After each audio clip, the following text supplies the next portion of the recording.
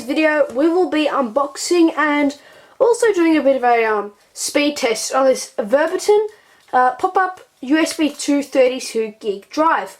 Now I'm just showing this because I managed to get a decent price on this for Australian dollars, well almost $4.90 Australian, so that was a pretty good deal. I haven't seen that around for a long time. This was from Officeworks, and yes, of course it is USB 2, but they're still pretty useful. You don't have to worry about the speed that much. So let's have a look at how it opens. You've got all this information at the back.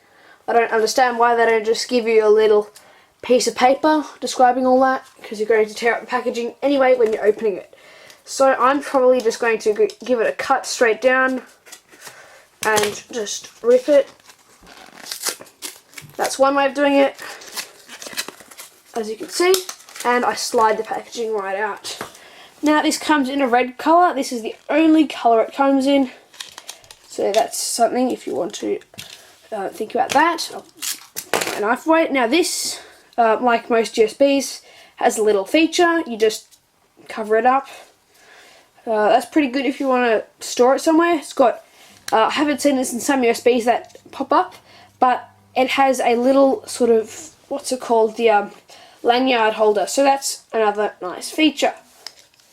So let's go to the computer and we'll speed test these, but bear in mind they are USB 2.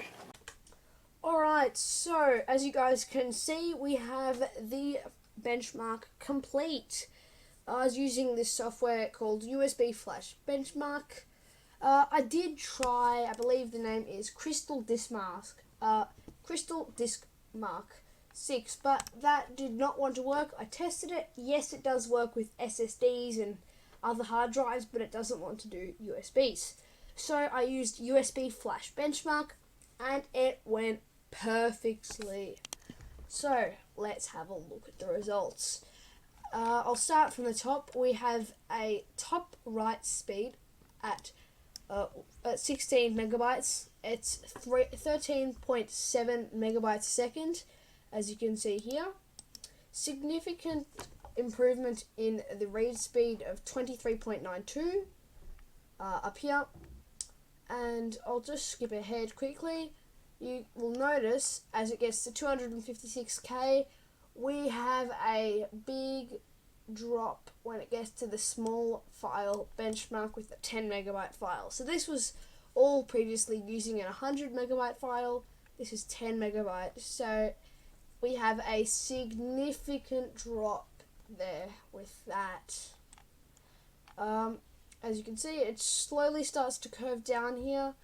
This one starts ramping down a bit earlier, this one a bit slower, as you can see. Now, this did say I also click send report. That sends the report to the server. Something is wrong. It didn't want to submit the report, but that doesn't really matter. Link connection error. So I've got the results in the description below. Now that's it for this video, guys. The USB works pretty well as I've tested it. It works pretty smoothly. I'll plug it in quickly and show you how it's working and what happens. So that's into my Windows machine. Now it looks like we're going to have to open up my documents folder and let's go in. It doesn't seem to want to have detected the USB, awkwardly enough. There we go, it has. That's just the temporary file from the test. That isn't usually on the USB, that's just got a bunch of characters it was writing.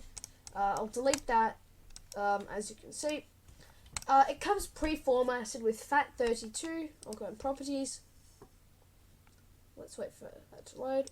Properties, FAT32, and it is 29.2 gigs. Of course it is 32 gigs, but that's in bytes, and it's not the same when it comes to gigs. As you can see, we've got all that. It doesn't, it's not enabled for my computer for ReadyBoost. ReadyBoost is basically using a USB as a bit of like cache for your computer to run. Now I've got a fast computer, so it doesn't need it.